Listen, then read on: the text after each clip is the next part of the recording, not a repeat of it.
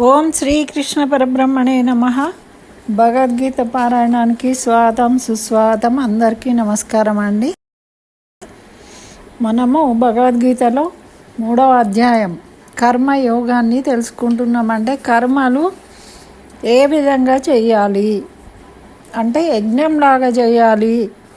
మరి యజ్ఞం అంటే ఏంటిది అంటే అది ఒక అద్భుతమైనది, పరమ పవిత్రమైనది, శ్రద్ధతోని ప్రశాంత చిత్తులై ఏ కోరికలు లేకుండా దేనికైతే ఆసక్తితో చేస్తామో అది ఒక యజ్ఞం అవుతుంది. మరి ఆ యజ్ఞం వల్లనే మనకు మేఘాలు ఉత్పత్తి అవుతాయి. మేఘాలు ఉత్పత్తి అయితే వర్షాలు పడతాయి. వర్షాలు పడితేనే మనకు ఆ పరబ్రహ్మ అనుగ్రహంతో పంటలు పండుతాయి. పంటలు పండితే అన్నం కలుగుతుంది. అన్నం తింటే మనకు శక్తి వస్తుంది. దానివల్ల మళ్ళీ మనం కర్మలు చేస్తాం. యజ్ఞం అంటే కర్మనే కదా. మరి యజ్ఞం చేయడానికి శక్తి కావాలి అంటే ఇది ఒక చక్రము. ఇది భగవంతుడికి మనవుడికి కలిసిన ఇద్దరి మధ్యలో జరిగే ఒక చక్రము. మనిషిగా పుట్టినందుకు మనం కర్మలు చేయాలి. భగవంతుడిగా పుట్టినందుకు మనకు అనుగ్రహించి అన్నీ ఏర్పాటు చేయడము ఆయన వంతు. అది మనము రియలైజ్ కావాలి. భగవంతుడు పుట్టించినవాడు ఏదో ఒకటి సహాయం చేస్తాడు కదా అంటూ ఉంటాం మనం. ఇప్పుడు ఏ మార్గము దొరకక మనము చాలా అవస్థల్లో ఉన్నప్పుడు ఏమంటావు, భగవంతుడే ఏదో ఒక మార్గం చూపిస్తాడు అని నమ్ముతాము. ఎప్పుడు మనకు మనం చేయలేము అనుకున్నప్పుడు. కాబట్టి భగవంతుడు ఏమంటాడు అంటే చేసేవాడు చేయించేవాడు ఆ పరమాత్ముడు అనుకున్నారనుకో, మీకు ఎప్పుడు కూడా ఇప్పుడు స్ట్రెస్ ఉండొద్దు అని చెప్తూ ఉన్నారు. మన వాళ్ళు ఎప్పుడో చెప్పిండ్రు అటువంటి స్ట్రెస్ ఉండొద్దనే. ఇప్పుడు చిన్న పిల్లవాడు ఉన్నాడండి, వాడు ఏది వేసినా వాడికి ఏమి బాధ ఉండదు.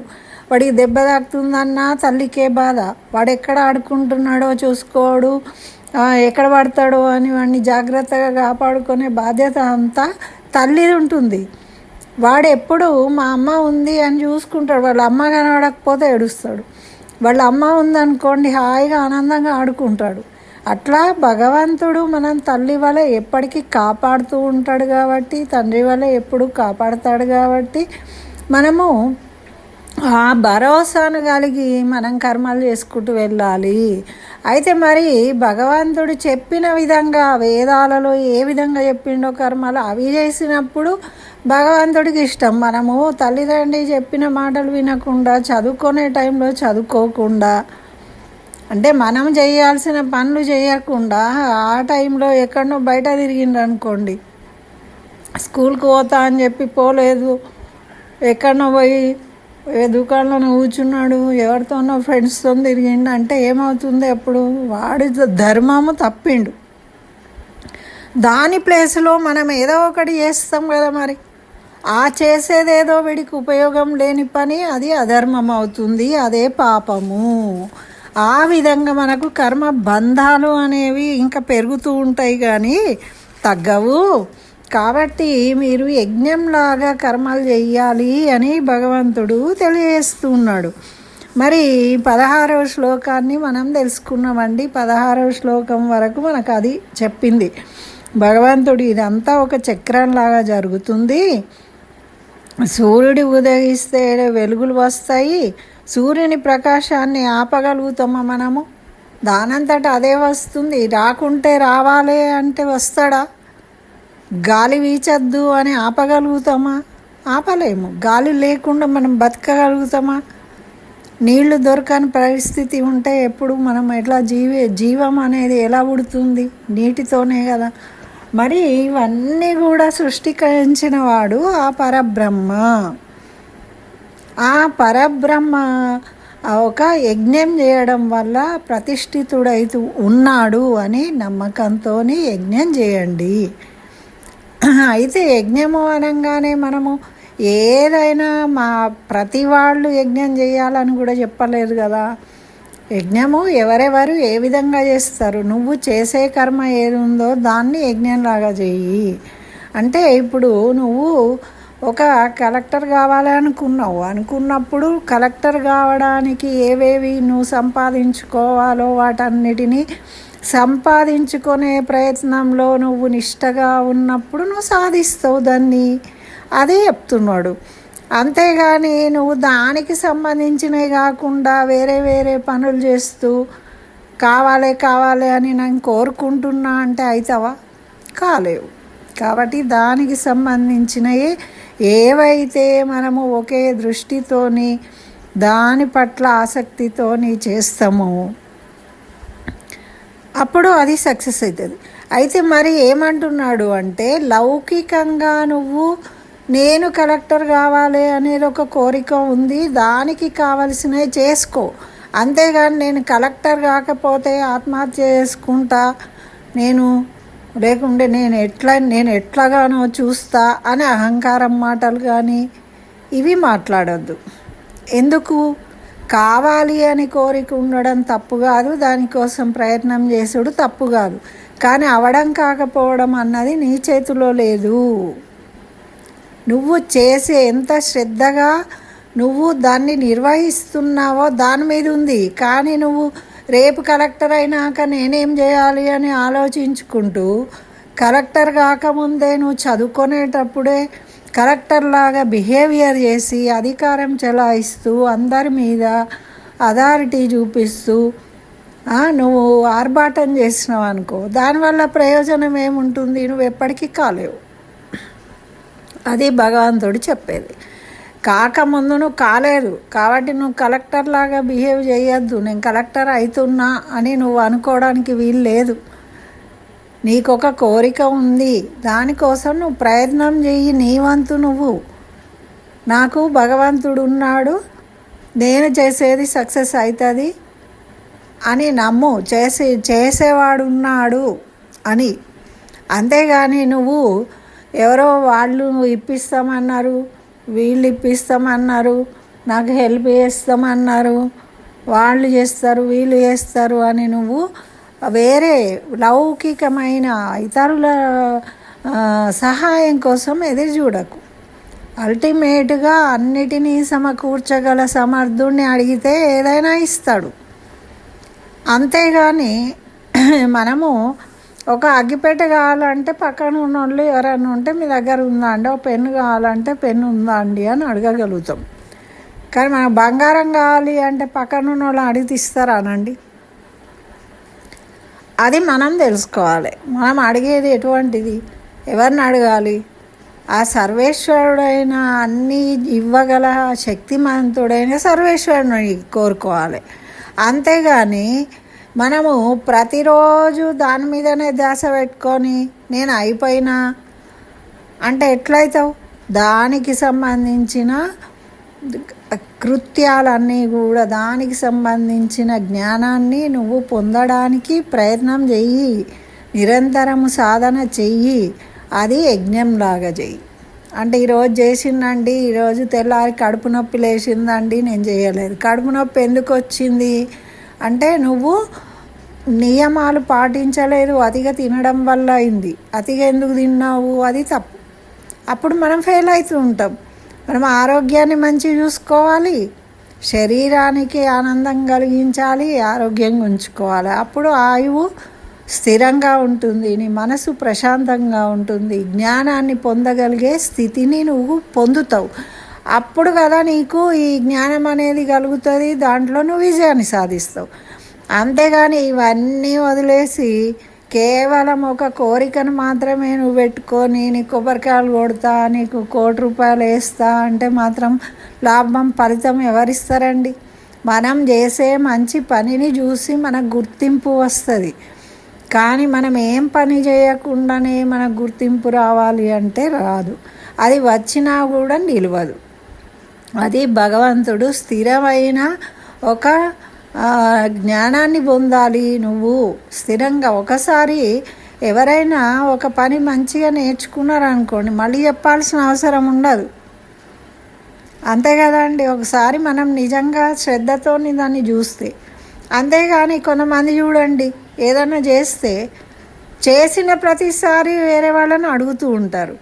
ఎందుకు అడగాల్సి వస్తుంది అంటే వాళ్ళు కొంచెం చెప్పంగానే తెలుసు తెలుసు అనుకొని దాన్ని దాటేసుకుని వెళ్ళిపోతారు. అప్పటికప్పుడు నాకు వచ్చేసింది అనుకుంటారు. మళ్ళీ ఆ పని చేయాల్సిన అవసరం వచ్చినప్పుడు మళ్ళీ ఎవరి కోసమో ఎదురు చూడాలి. వాళ్ళకి అనుమానం ఉంటుంది. అంటే ఈ అనుమానాలు లేకుండా మనం ఎప్పుడు మంచిగా చేయగలము అనే ఒక స్థిరమైన అభిప్రాయం కలిగినప్పుడే మనం దాంట్లో నిష్ణాతులమైనము, సక్సెస్ అవుతాం. అది భగవంతుడు చెప్తుండే అట్లా చేసేదాన్ని యజ్ఞం అంటారు. అంతేగాని ఏదో ఒకటి చేసేదాన్ని కాదు. మనం ఇష్టం ఉన్నది చేస్తే యజ్ఞం కాదు. దాన్ని మనము తప్పులు చేసినట్టు అవుతుంది. పాపాలు అనేవి మనకు బంధించబడతాయి. పాపాల చేత పాపాలు ఎక్కువైపోయినాయి అనుకోండి, అప్పుడు మన ఆయువు కూడా తీరిపోతుంది. మరి అంతా ఒక్కోసారి అనుకోకుండా అన్ఎక్స్పెక్టెడ్గా కొంతమంది చనిపోతూ ఉంటారు. ఎందుకు చనిపోయారు అంటే అయితే వాళ్ళు చేసుకున్న కర్మ పూర్తి అయిపోయింది, లేదు అంటే వాళ్ళు చేసిన పొరపాట్ల వల్ల వాళ్ళ కర్మ బంధమాలు ఎక్కువైపోయినాయి. కాబట్టి ఇక వాళ్ళు తట్టుకోలేరు అంతకన్నా ఎక్కువ అయినప్పుడు. కాబట్టి వాళ్ళు శరీరాన్ని వదిలేసే అవకాశం భగవంతుడిస్తాడు. ఎంత కరుణమయుడు చూడండి. మరి అరే వీడు ఇంతకన్నా ఎక్కువ కష్టాలు తట్టుకోలేడురా అనే పరిస్థితి వచ్చినప్పుడు నిష్క్రమింపజేస్తున్నాడు. ఈ శరీరాన్ని తొలగించేస్తున్నాడు. ఆ బాధ నుండి విముక్తి చేసి మళ్ళీ ఇంకో జన్మ ఇచ్చి మళ్ళీ దాన్ని పూర్తి చేసుకోమంటున్నాడు. ఇప్పుడు మనము ఈ పూర్వంలో ఎన్ని జన్మలు ఎత్తామో, ఆ జన్మలలో ఏమేం చేసుకున్నామో దాని ప్రభావాన్ని, దాంట్లో ఉన్న లోపాలను తొలగించుకోవడానికి ఇప్పుడు ఈ జన్మ తీసుకున్నాం. ఈ జన్మలో నువ్వు కర్మలు సరిగా చేసుకుంటూ పోయినావనుకో, అప్పుడు పూర్వపు జన్మకు ఉన్న కర్మబంధాలు తొలగిపోతాయి. కాబట్టి నువ్వు సక్సెస్ఫుల్గా ఉండగలుగుతావు. ఇప్పుడు చూడండి, ఇక ముకుంద్ పాండా గారు అంత పెద్ద గుడి కట్టిండ్రు. ఆయనకి 94 సంవత్సరాలు. ఆయన ఎలా ఇంకా కూర్చుని అంటే చిన్న చిన్న వయసులోనే చనిపోతూ ఉన్నారు. మరి ఏ రోగాలు లేకుండా సడన్గా చనిపోతూ ఉన్నారు. ఎందుకు అది జరుగుతున్నాయి అంటే ఇగో ఇవి కారణాలు. మనకెప్పుడు కూడా మనం చేసే కర్మల వల్ల మనకు ఎఫెక్ట్ అవుతుంది. మనం అన్నము తినే పద్ధతిలో తిన్నప్పుడు మనకు అది శక్తిని ఇస్తుంది. కానీ మనము తినకూడనివి తిన చోట తిని దాన్ని జీర్ణించుకోలేక లోపల ఉన్న అది కూడా ఏం చేస్తుంది, వ్యతిరేక ఫలితాలను ఇస్తుంది. మనకు మంచి ఫలితాలు కావాలన్నప్పుడు మరి పద్ధతిగా చేయాలి. అదే కదండి. ఇప్పుడు మనం మామూలు మాటల్లో చెప్పుకున్నా అంతే. మనం శ్రద్ధతో ఏది చేసినా మంచిగా అవుతుంది.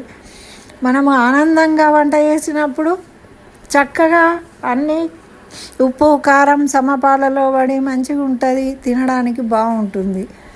అది చేసిన పదార్థం కూడా ఉపయోగపడుతుంది. అదే మనం కోపంతో ఏవో టెన్షన్లతో మనసును అట్టకుండా అటు ఇటు తిరుగుతూ చేసినాం అనుకోండి, సగం మాడిపోతుంది, సరిగా ఉండదు. లేకుంటే ఉప్పు ఉంటే కారం ఉండదు, కారం ఉంటే ఉప్పు ఉండదు, ఇట్లా మారిపోతుంది. ఆడవాళ్ళైనా మగవాళ్ళైనా ఇదే సేమ్ ఫాలో చేయాల్సిందే. అయితే ఇప్పుడు మనకు ఈ 17వ శ్లోకాన్ని చదువుదాము. దీన్ని కూడా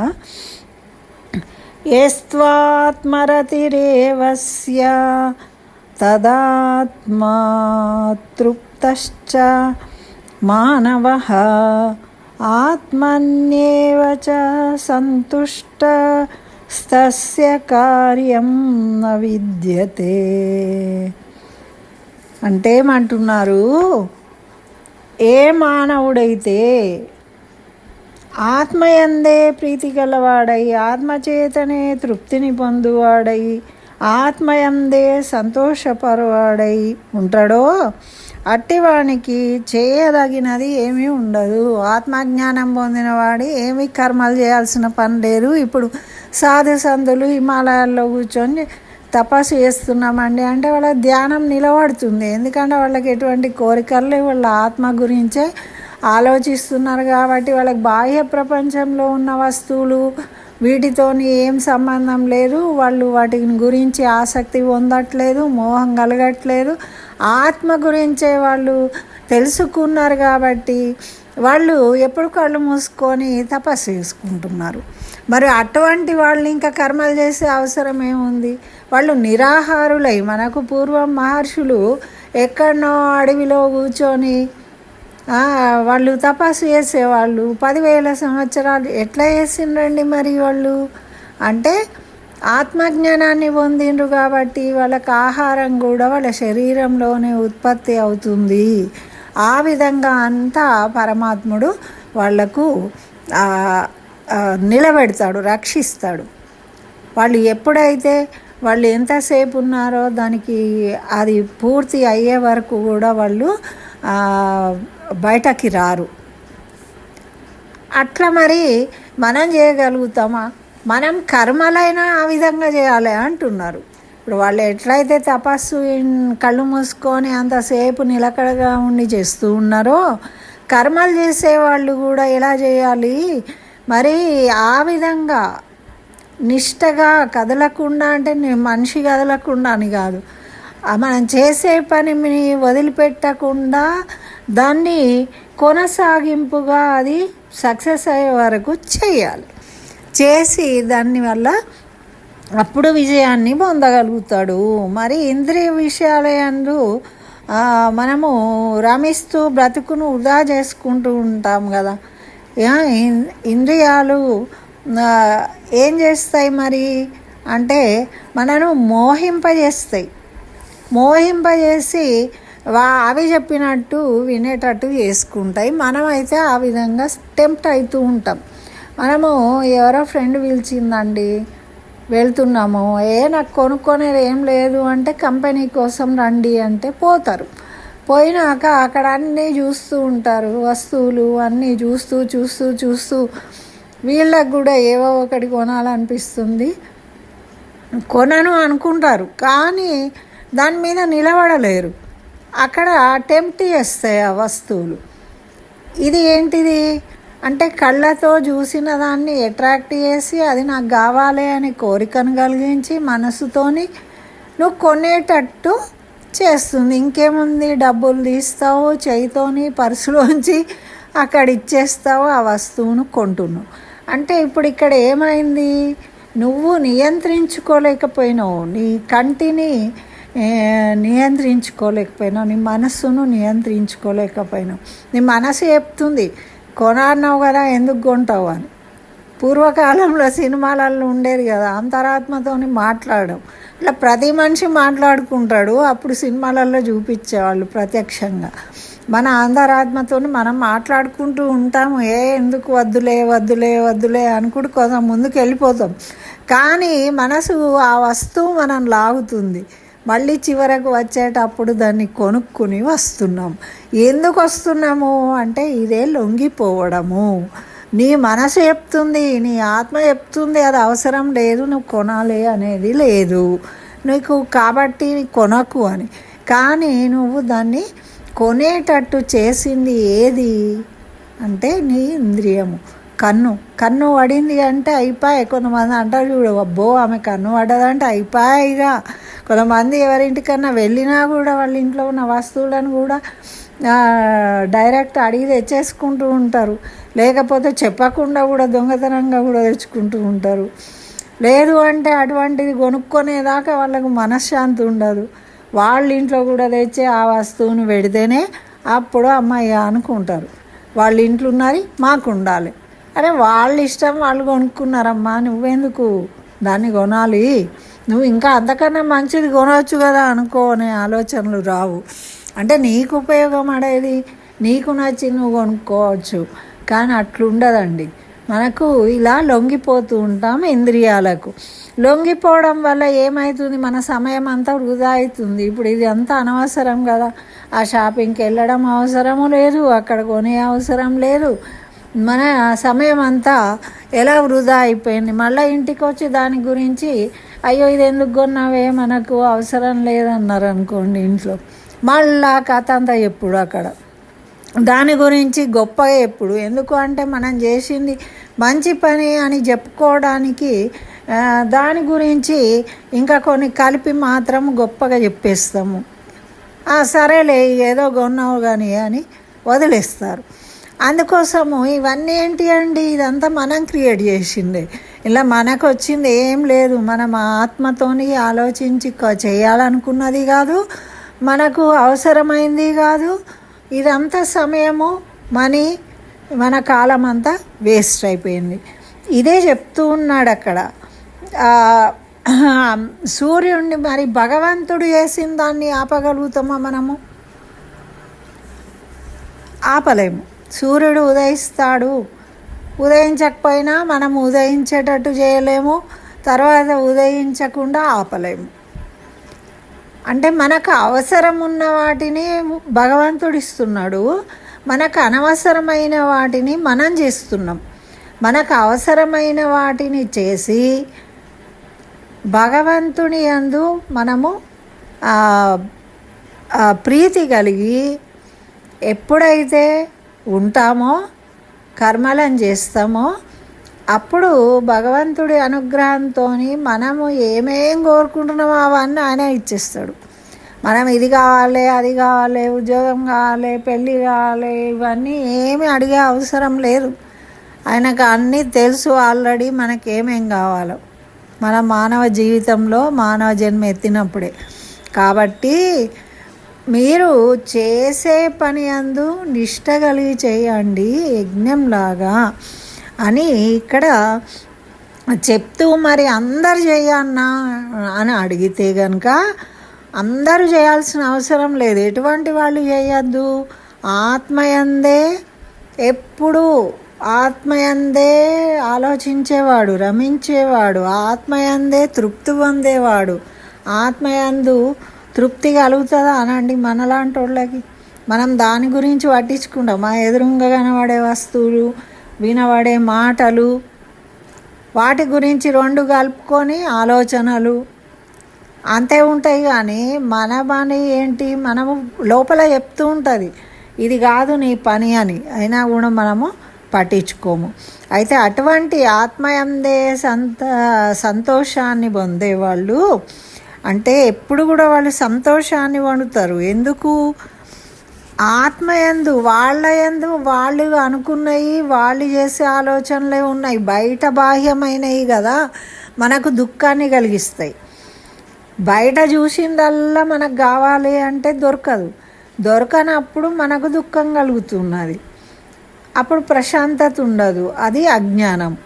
మరి జ్ఞానవంతులైన వాళ్ళు ఆత్మయందే ఆనందాన్ని పొందుతారు, తృప్తి కలిగి ఉంటారు వాళ్ళు. కాబట్టి నేను తృప్తి పడాలి అనుకునేవారే అందరూ. నేను తృప్తి పడాలి అనుకుంటారు, ప్రతి వాళ్ళు అనుకుంటారు. కానీ మరి తృప్తి చెందిన వారేమో చాలా తక్కువ మంది ఉంటారు. మనలాంటి వాళ్ళకు తృప్తి అనేది కలుగుతుందా అనండి? ఆశలకు అంత ఉంటుందా? మనకు ఆశలు ఉన్నన్ని రోజులు మనకు తృప్తి అనేది ఉండదు.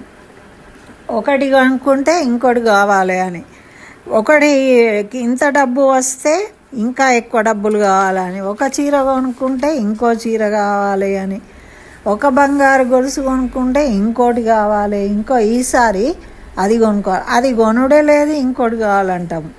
కాబట్టి ఆకలి తీరిన వారు ఎంతమంది ఉంటారు అంటే, ఇప్పుడు ఆకలి తీరడం అనేది, కడుపు నిండడం అనేది వేరు.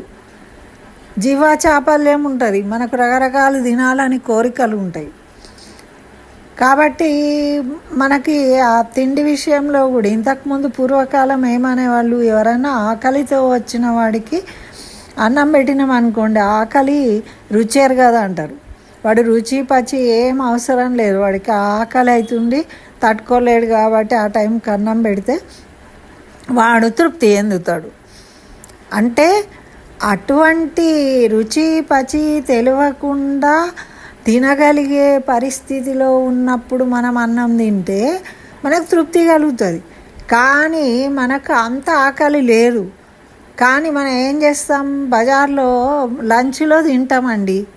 బయట పోయినాము ఆఫీస్కి, లంచ్లో తింటారు. ముచ్చట్లు పెట్టుకుంటూ టీ తాగుతారు. మళ్ళీ బయటకు వచ్చి చాట్ కనబడితే చాట్ తింటారు, లేకపోతే ఇంకేదో తింటారు, బజ్జీ తింటారు, మిర్చి బజ్జీ ఇష్టము అని. ఇవన్నీ ఎందుకు తింటున్నారండి? మరి తృప్తి కలిగించుకోవడం కోసము. కానీ తృప్తి కలుగుతున్నదా? మరి కలగదు. ఎందుకు కలగదు? అవి తిని అంతా వేసి ఇంటికి వస్తారు. వచ్చేసరికి దాని ఎఫెక్ట్ వల్ల మనకు బాడీలో చేంజెస్ అవుతాయి. అయితే మోషన్స్ అవడమో, కడుపు నొప్పి లేవడమో, కడుపు బర్నింగ్ అవడమో ఏదో అవుతుంది. అనవసరంగా తిన్నా. మరి ఇప్పుడు ఏమైంది? అది తిన్న తృప్తి ఆనందం కలిగిందా నీకు? దాని రిజల్ట్ ఏమొచ్చింది నీకు? దుఃఖమే కలిగింది. అట్లా మనకు తృప్తి ఎందే వాళ్ళు ఎంతమంది ఉంటారు? మరి తృప్తితో ఇక చాలు అనుకునే వాళ్ళు ఎంతమంది ఉంటారు? ఎంతసేపు పడుతుంది? ఇప్పుడు ఆకలితో ఉన్నవాడు రాగానే అన్నం పెడితే తిని అబ్బా చాలుగా తృప్తి అయింది, కడుపు నిండింది అంటాడు. కానీ వాడు బయటికి పోగానే స్వీట్ షాప్ చూడంగానే అబ్బా స్వీట్ తినక బాగా రోజులు స్వీట్ తినాలనుకోరు. కానీ ఇంకెవరో బజ్జీ చూసి బజ్జీ తినాలని. అంటే మనకు ఈ తృప్తి అనేది ఎంతసేపు ఉంటుంది? చాలా కొంచెం సేపు మాత్రమే ఉంటుంది. ఇటువంటి ఏవైనా కూడా ఆత్మయందు సంతృప్తి కలిగిన వాడు ఎప్పటికీ ఇంకా దాన్ని తొలగించుకోలేడు. ఆత్మయందు ఆనందం కలిగిన వాడు ఎప్పుడూ ఆనందంగా ఉంటాడు, ప్రశాంతంగా ఉంటాడు, తృప్తిగా ఉంటాడు. కాబట్టి ఆత్మజ్ఞాని అటువంటి బుద్ధిని సాధిస్తాడు. అంటే ఈ బాహ్యమైన ఇంద్రియాలకు లోబడకుండా ఆత్మజ్ఞానాన్ని పొందినప్పుడు ఆ విధంగా ఉంటాడు, తృప్తి చెందుతాడు, సంతుష్టుడవుతాడు. ఆత్మజ్ఞాని ఆత్మయందే సంతుష్టుడవుతాడు. ఈ బయట ఉన్న వాటిని చూసి మోహపడడు, వాటి గురించి ఆలోచించడు, ఆపేక్షను పెంచుకోడు అని ఇక్కడ మనకి ఈ శ్లోకం ద్వారా తెలియజేస్తున్నారు. మరి 18వ శ్లోకంతో మళ్ళీ కలుసుకుందాం. స్వస్తి. సర్వం శ్రీకృష్ణ చరణారవిందార్పణమస్తు.